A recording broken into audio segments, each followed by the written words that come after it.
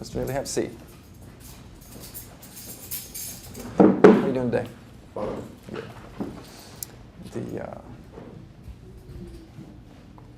So you finally put in your application to be in the military unit. Yes, sir. Okay. What changed your mind? Because I realized I need to go home. If I was over there, I wasn't going to make it nowhere. I was going to stay there. And keep falling victim of being in the system. So I decided I need to get over somewhere where I can make a change. And I wasn't going to make no change over there. How's your grandma doing? I ain't talked to her yet. Okay. So what do you want to, why do you want to be a part of the Future Soldier program? Because it teach me how to better myself. And I'm around people that got structure. And somebody always on my case, I better myself. Therefore, when I do something wrong, I know when I do it wrong, somebody help me realize it, and I change myself for the better. What assets are you going to bring to the unit? First, leadership skills, because I was over there. When I was over there, not only what I followed, but you got to follow before you can lead. And I used to follow some of the things that other people did, and that set me wrong, but I just learned from my mistakes. Okay. So it's more important that you be a good follower over here than be a good leader. You understand that? Yes, sir. Okay. We want people who are going to follow the rules. And once you learn how to do that, then you'll be a leader by example. And that's all we have over here is the senior cadets, is they're leaders by example because they follow all the rules the way they're supposed to. And why are you in juvenile this time? Strong arm robbery. Strong arm robbery? Yes. Okay. And where was that at? South Bend, Indiana. Okay. How long have you been in the Department of Corrections? In and out? In and out? Well, I stay in, but since I was 12. Since you were 12, and it's pretty much all been in the Department of Corrections for exception of 11 months. 11 months. Okay.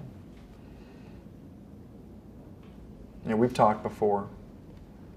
I've told you all the good things I've noticed. I know that he's smart, very good hygiene habits. You are a leader. You like to be a leader. My biggest concern is your gang affiliation, and we've talked about that too. So how are you going to convince me that you're renouncing your gang and you're folding your flag?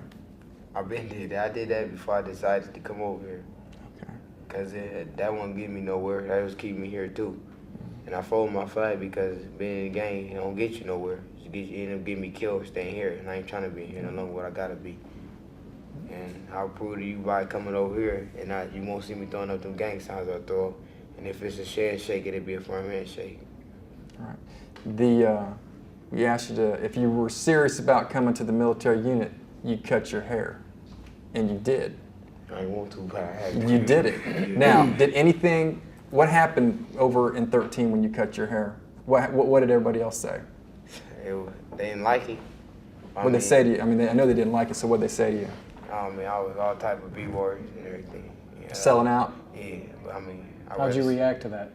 It made me notice something, because for me to call them my bro or whatever, for them to dislike what decision I made, they were no friend in the long run. They didn't like what I was doing. If they wanted to do that, I accept the fact that they trying to do something different.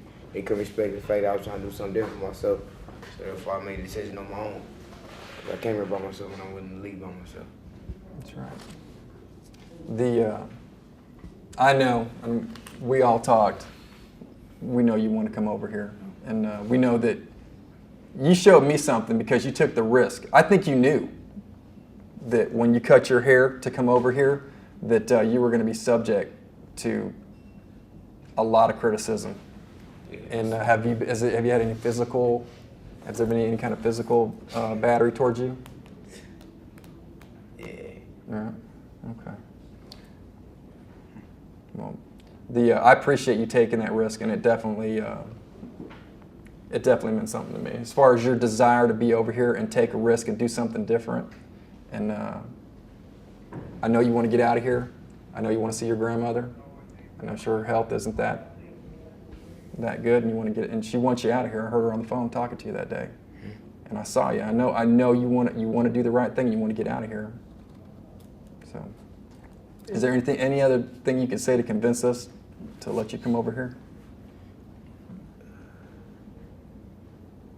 My other concern is this: are you going to be able not to be a leader and be a follower? Can you break this Specifically, down? I mean, are you going to be teachable as far as getting up in the morning, following all the rules, and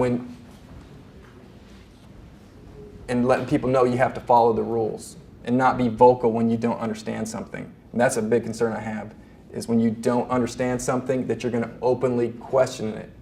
And when we're in formation, we're in ranks, we're the instructors. We're telling you what to do, unless it endangers your health or it's something very wrong, you don't question it. You just do it. Tell you what time to get up, what time to go to bed, what to do on your free time, how to fold your clothes, how to make your bunk. It's very structured. Now, you were in a military unit before, weren't you? Yes. Yeah. So I think that's good. I think you can bring some knowledge and help out the rest of the people in the unit if you can use them. I'm willing to. Okay.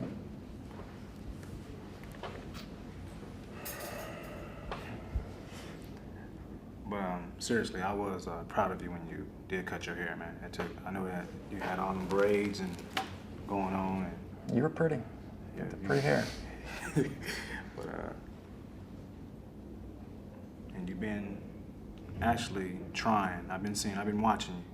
I've been talking to your officers at school. I've been actually, been investigating on you to see if you're really serious and not just trying to, play me.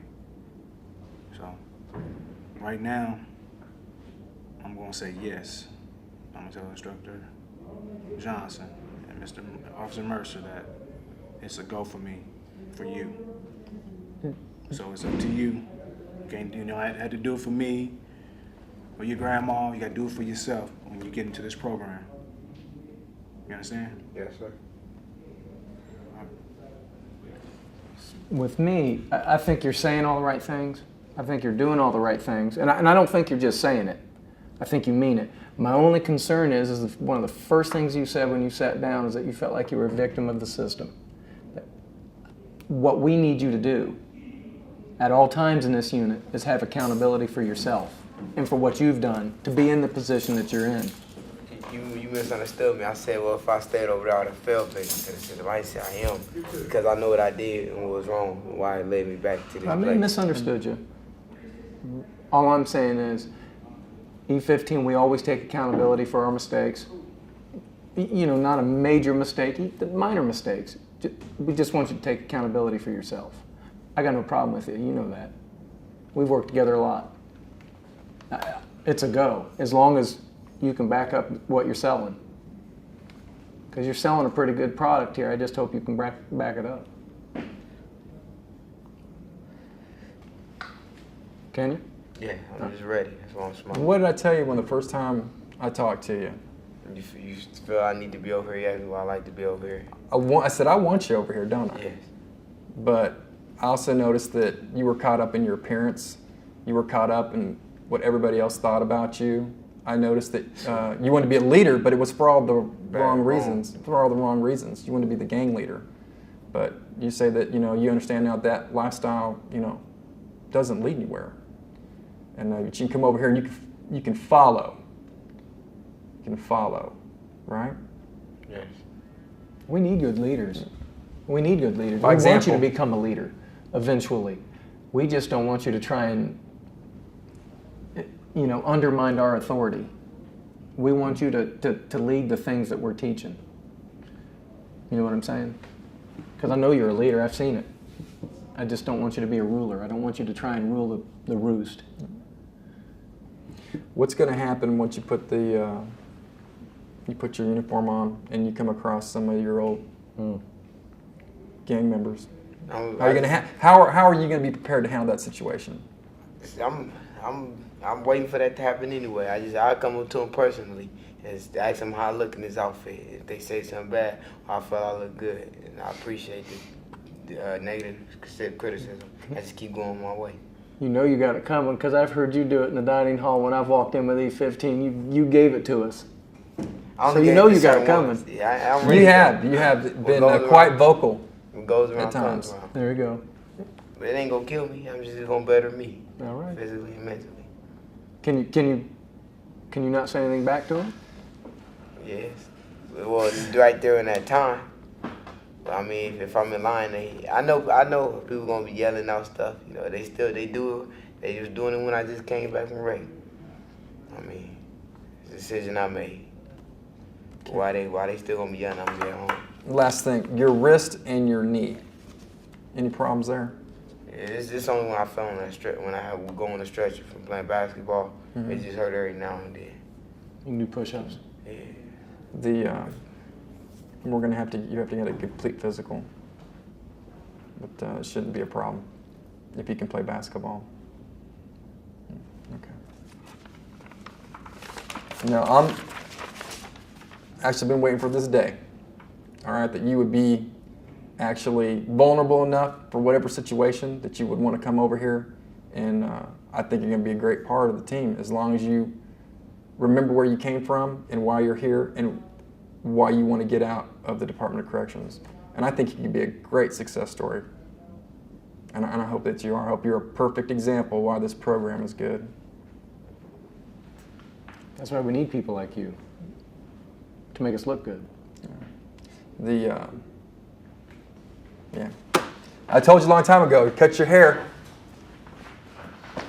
All you gotta do is cut your hair. Got it. Sounds like you're in. Yeah, I'll give you a chance. You know how many people went in this program? 50,000. Now, honestly, how many people went in this program in this facility? Would you say at least half the people? Yeah. At least half the people went in this. So if there's 3 beds and you get one of them, you need to make the most of that opportunity. You saw where your buddy went. Yeah. 2 weeks. Took him 2 weeks to get out of here. Yeah. But it's gonna take me about a month to get out of here and go home. There you go. All right. Go. Thank you.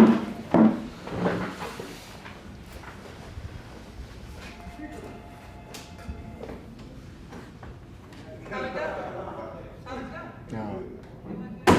I almost hated to tell him yes. You know? Yeah. He's, I think he's gonna, if he can